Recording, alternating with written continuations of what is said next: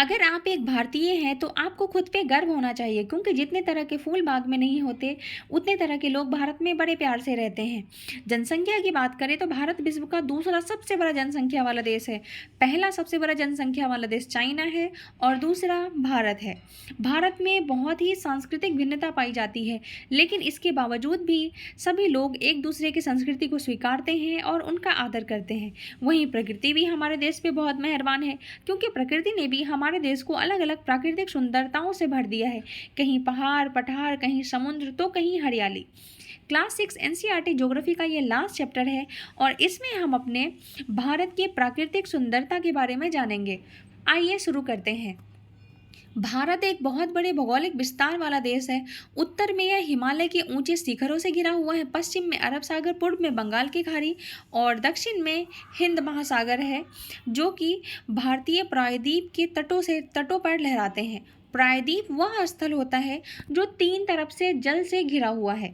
अगर आप मैप में हिंद महासागर को देखेंगे तो आप यहाँ पे देख सकते हैं कि दक्षिण में हिंद महासागर है और भारत का नीचे वाला एरिया तीन तरह से समुद्र से घिरा हुआ है, पश्चिम में अरब सागर और पूर्व में बंगाल की खाड़ी। भारत के क्षेत्रफल की बात करें तो इसका कुल क्षेत्रफल 32.8 लाख वर्ग किलोमीटर है। उत्तर में लद्दाख से अगर दक्षिण में कन्याकुमारी तक के इसके विस्तार की बात करें तो भारत की लंबाई 3200 किलोमीटर है और पूर्व में अरुणाचल प्रदेश से लेके पश्चिम में गुजरात का जो कच्छ वाला एरिया है वहाँ तक इसका विस्तार 2900 किलोमीटर है, यानी कि भारत की चौड़ाई 2900 किलोमीटर है। ऊंचे ऊंचे पर्वत, भारतीय महामरुस्थल, उत्तरी मैदान, आसमान में पठारी सतह और तटीय भाग एवं द्वीप समूह स्थल रूपों की भिन्नता को दर्शाते हैं। यहाँ जलवायु, वनस्पति, वन्यजीव के साथ साथ भाषा और संस्कृति में भी बहुत भिन्नता है। यहाँ पे थोड़ी थोड़ी दूर पे ही आपको अलग अलग लैंग्वेज बोलते हुए लोग दिख जाएंगे। थोड़ी थोड़ी दूर पे ही सांस्कृतिक भिन्नता भी इतनी ज़्यादा है, मगर फिर भी लोग एक दूसरे को अपनाते हैं और इस भिन्नता में ही हम एकता को पाते हैं, जो हमारी परंपराओं को दिखाता है। और यही कारण है कि हम एक राष्ट्र में बंधे हुए हैं। वर्ष 2011 से अब तक भारत की आबादी 120 करोड़ से अधिक हो चुकी है। अगर आप सही डेटा की बात करें तो ये 140 करोड़ तक पहुंच गई है, लेकिन अगर एग्ज़ाम में क्वेश्चन आता है तो आप 120 करोड़ प्लस पे जाएंगे, क्योंकि एनसीईआरटी में यही गिवन है।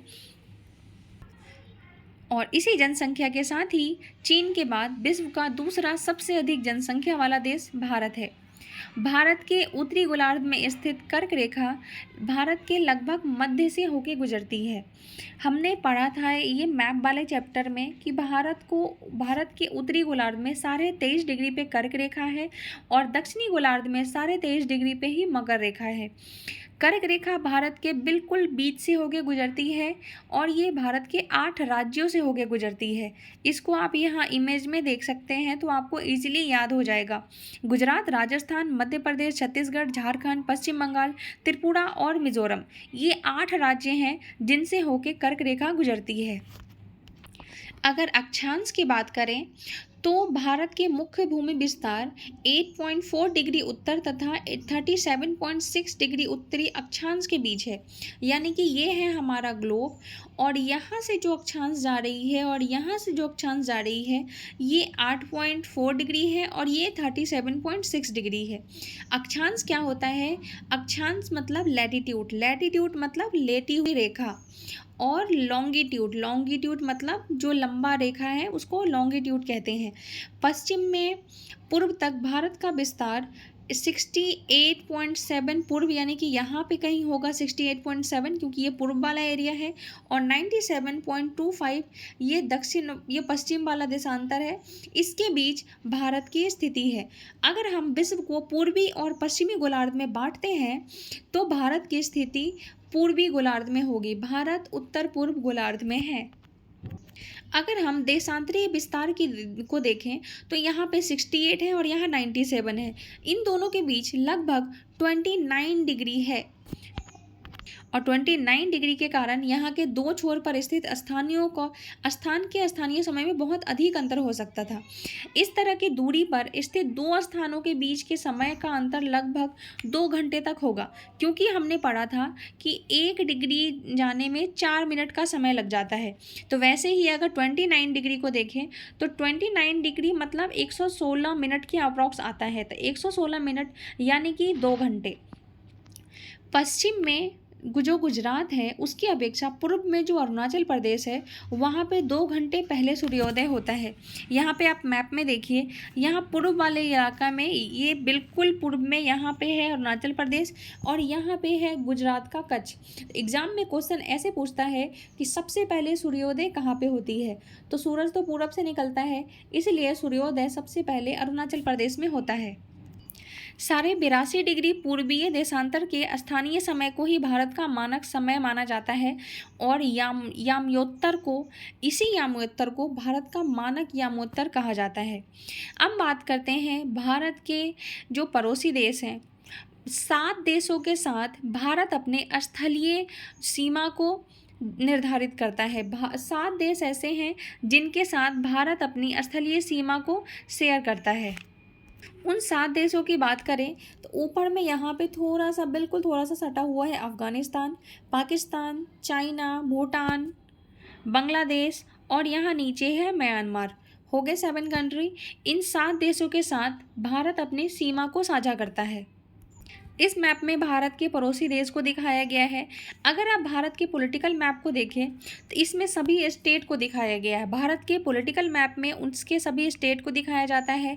वहीं फिजिकल मैप की बात करें तो फिजिकल मैप में पहाड़, पठार, नदियाँ इन सबको दिखाया जाता है। इस मैप में आपने देखा ये हिंद महासागर वाले एरिया में ये है श्रीलंका और मालदीव। ये हमारे 2 पड़ोसी देश हैं। भारत और श्रीलंका को पाक जल संधि अलग करती है। उम्मीद है आपको श्रीलंका और मालदीव का ये लोकेशन समझ आया होगा। अब हम चलते हैं अपने भारत के फिजिकल मैप पे। फिजिकल मैप में हम देखते हैं पहाड़, पठार और नदियों को। भारत एक विशाल देश है। प्रशासनिक क्रियाकलापों के लिए देश को 28 राज्य और 8 केंद्र शासित प्रदेशों में बांटा गया है। ये ऊपर वाले हिस्से की अगर आप बात करें तो ये है हिमालय और उसके बिल्कुल नीचे है ये शिवालिक यहाँ पे आके ये मुड़ गया है। उसके बाद यहाँ है अरावली श्रेणी, फिर बीच में है ये विंध्य श्रेणी भारत को 2 भागों में बांटता है। उसके बिल्कुल नीचे है ये सतपुरा श्रेणी भी थोड़ी टूटी फूटी है। और ये है वेस्टर्न घाट, पश्चिमी घाट, ये ही केरल में जाता है और इसी घाट पे मसाले उगाए जाते हैं।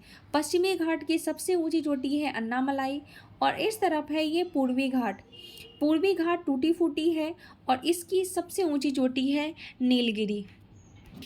यहाँ अरब सागर, ये बंगाल की खाड़ी और नीचे है हिंद महासागर और यहाँ पे कहीं है ये खंबात की खाड़ी।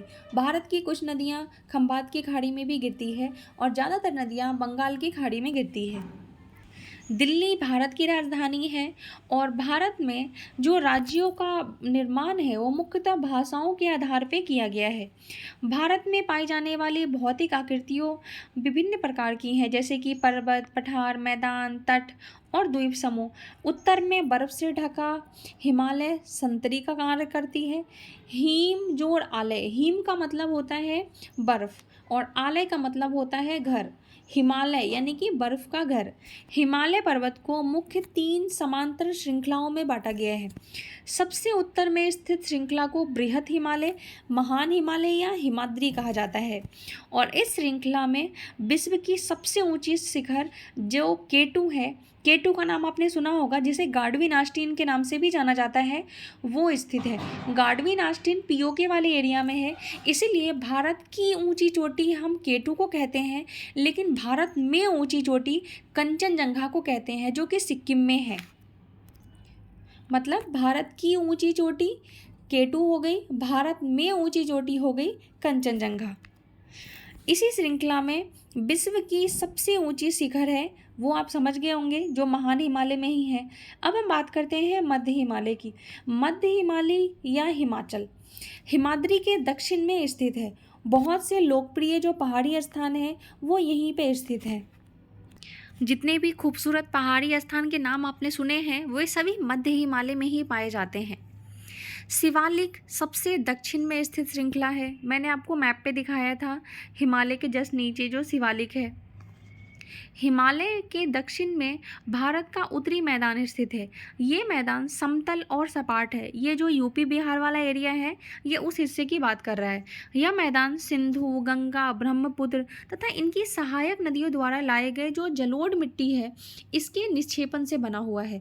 इसलिए आपने देखा होगा कि ये मैदान काफ़ी उपजाऊ होते हैं और यहाँ पे बहुत ही जनसंख्या भी होती है और खेती भी ज़्यादा होते हैं। आपने देखा होगा कि यूपी बिहार वाले इलाका इतने महंगे हैं वहाँ पे ज़मीन, इसका कारण ही यही है कि वो जलोढ़ निक्षेपण से बना हुआ राज्य है। वहाँ की मिट्टी उपजाऊ है, वहाँ पे खेती अच्छी होती है, जनसंख्या भी ज़्यादा है, इसीलिए वहाँ के ज़मीन की कीमत भी ज़्यादा है। नदियों द्वारा जो लाई गई महीन मिट्टी होती है जो नदी बेसिन में निक्षेपित कर दी जाती है इसे ही हम जलोढ़ निक्षेपण कहते हैं। सहायक नदी की बात करें तो ऐसी नदी जो कि किसी मुख्य नदी में आके मिल जाती है और उसी की आकार में उसी की तरह बहने लग जाती है और अपने जल को मुख्य नदी में विसर्जित कर देती है, इसे हम सहायक नदी कहते हैं। गंगा और ब्रह्मपुत्र नदियाँ विश्व के सबसे बड़े डेल्टा का निर्माण करती है जिसे हम सुंदरबन डेल्टा कहते हैं। इस डेल्टा की आकृति त्रिभुजाकार है। डेल्टा स्थल वह भाग होता है जो नदी के मुहाने पर बनता है। जहाँ नदियाँ समुद्र में प्रवेश करती है उसी जगह को हम मुहाना कहते हैं। जब हम देशांतरीय विस्तार पढ़ रहे थे तो वहाँ पे हमारा एक पॉइंट रह गया था जो कि आपके नॉलेज पॉइंट ऑफ व्यू के लिए बहुत इंपॉर्टेंट है। यहाँ पे ये बताया गया है कि अगर किसी देश का जो देशांतरीय विस्तार होता है मतलब पश्चिम से पूर्व की ओर वो ज़्यादा होता है तो उस देश में एक से ज़्यादा मानक समय का यूज़ किया जाता है। अमेरिका में 7 मानक समय, कनाडा में 6 और रूस में 11 मानक समय का यूज़ किया जाता है। पूर्व से पश्चिम की ओर यानी कि जो गुजरात और अरुणाचल प्रदेश वाला जो एरिया है ना यानी कि चौड़ाई, जिस देश की चौड़ाई ज़्यादा होती है वहाँ पे एक से ज़्यादा मानक समय का यूज़ किया जाता है। अब हम आते हैं वापस अपने पहाड़ और पठार वाले पॉइंट पे। भारत के जो पश्चिमी भाग है वहाँ पे भारतीय महामरुस्थल स्थित है। पश्चिमी भाग यानी कि यहाँ पे आप मैप में देखेंगे तो आपको समझ आएगा। पश्चिम में जो ये जो राजस्थान वाला एरिया है ना यही है पश्चिमी भाग। यहाँ पे मरुस्थल है, आपने थार मरुस्थल के बारे में सुना होगा, वो राजस्थान में ही है। और मरुस्थल होने के कारण यह शुष्क, गर्म और रेतीला जगह है। यहाँ वनस्पति की मात्रा भी बहुत कम है। मरुस्थल है, अब पेड़ नहीं है तो वहाँ बारिश नहीं होगी, तो इसलिए यहाँ पे पेड़ भी बहुत कम है। गर्मी इतनी ज़्यादा होती है। भारत के जो उत्तरी मैदान है उसके दक्षिण में प्रायद्वीपीय पठार है। इसकी आकृति त्रिभुजाकार है और इसका धरातल काफ़ी ऊंचा नीचा है। इस क्षेत्र में बहुत सी पहाड़ी श्रृंखलाएं और घाटियां स्थित है।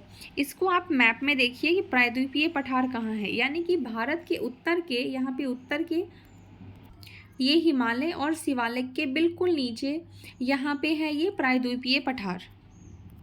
यहाँ पे बहुत सारी घाटियाँ भी हैं जिसका नाम आपने पहले भी सुन रखा होगा।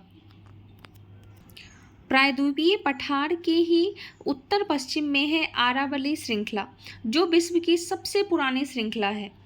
बिंद एवं सतपुड़ा भी बहुत महत्वपूर्ण श्रृंखला है। इन श्रृंखलाओं से होकर नर्मदा और तापी नदियाँ बहती है। ये पश्चिम की तरफ बहने वाली नदी है जो अरब सागर में जाके गिरती है। भारत में नर्मदा और तापी ही नदियां हैं जो पश्चिम की तरफ बहते हैं और अरब सागर में गिरते हैं। इस पठार के पश्चिम में पश्चिमी घाट है जो केरल वाले एरिया में जाता है। पश्चिमी घाट या सह्याद्री भी इसको कहते हैं तथा पूर्व में पूर्वी घाट स्थित है। पश्चिमी घाट का विस्तार एक समान रूप से है जबकि पूर्वी घाट बीच से टूटा फूटा और असमान है। इन पठारों में खनिज जैसे कि कोयला एवं लौह अयस्क बहुत ही प्रचुर मात्रा में पाए जाते हैं। पश्चिमी घाट के पश्चिम में तथा पूर्वी घाट के पूर्व में तटीय मैदान भी हैं। तटीय मैदान, ये मैदान काफ़ी सकड़े हैं। अगर इस मैदान को आप मैप में देखेंगे तो आप ज़्यादा आसानी से समझ पाएंगे। यहाँ पे ये पश्चिमी घाट और पूर्वी घाट आपको दिख रहा होगा। पूर्वी घाट टूटा फूटा है और पश्चिमी घाट बिल्कुल एक समान है और एक जैसी है। और यहाँ के मैदान को भी आप देख सकते हैं कि पूर्वी घाट के मैदान कितनी कैसी जगह है और पश्चिमी घाट में कैसी जगह है। अगर आप चीज़ों को मैप पे देख के याद करेंगे ना या समझने की कोशिश करेंगे तो आपको ज़्यादा जल्दी समझ में आएगा। आपने देखा कि वहाँ पे जो पश्चिमी तटीय मैदान है वो काफ़ी सकरे हैं और पूर्वी तटीय मैदान अपेक्षाकृत चौड़े हैं। पूर्वी वाला मैदान थोड़ा सा ज़्यादा सकरा है कंपेरेटिवली पश्चिम। वहाँ पूर्व की ओर बहने वाली कई नदियाँ हैं जैसे कि महानदी, गोदावरी, कृष्णा और कावेरी। ये सभी बंगाल की खाड़ी में गिरती है। ये नदी अपने मुहाने पे उपजाऊ डेल्टा का निर्माण करती है। बंगाल की खाड़ी में गंगा एवं ब्रह्मपुत्र नदियों के मुहाने पर सुंदरबन डेल्टा स्थित है। हमने पहाड़ पढ़ लिया, नदियाँ पढ़ ली, अब हम सुनामी के बारे में जानते हैं। सुनामी क्या होता है? इसका सुनामी का आप यहाँ पे इमेज भी देख सकते हैं कि जब सुनामी आती है तो किस तरह पानी की लहरें उठती हैं। भारत में 2 द्वीप समूह भी हैं, लक्षद्वीप और अरब। ये जो लक्षद्वीप है ये अरब सागर में स्थित है। ये केरल के तट के कुछ ही दूरी पर स्थित प्रवाल द्वीप है। एवं अंडमान और निकोबार। भारत के 2 द्वीप समूह हैं, लक्षद्वीप और अंडमान। भारत के दक्षिण पूर्व दिशा में बंगाल की खाड़ी में स्थित है अंडमान निकोबार। अरब सागर में है लक्षद्वीप और बंगाल की खाड़ी में है अंडमान निकोबार। लक्षद्वीप को प्रवाल द्वीप क्यों कहा जाता है? आइए जानते हैं कि प्रवाल क्या होता है। प्रवाल छोटे समुद्री जंतुओं के कंकाल होते हैं जिसे पॉलिप कहा जाता है। जब जीवित पॉलिप मरते हैं तब उनका कंकाल बच जाता है।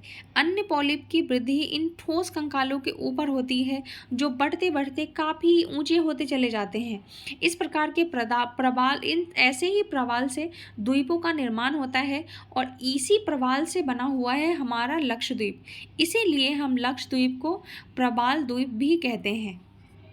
हमारा जो अंडमान निकोबार द्वीप समूह है ये 2004 में सुनामी से प्रभावित हुआ था। इसके समाचार पत्र और बहुत बहुत सारे तरीक़ों से हमें इसके बारे में सुनने को मिला था। जब सुनामी भारतीय तट की टकराई थी, जब भारतीय तट से ये सुनामी टकराई थी तो किस तरह लोगों ने अलग अलग तरीके से इस चुनौतियों का सामना किया था। सुनामी एक विशाल सागरीय तरंग है जो समुद्र तल पर भूकंप के कारण उत्पन्न होती है। ये चैप्टर यहीं ख़त्म होता है। वीडियो पसंद आई हो तो लाइक करके कमेंट में ज़रूर बताएं।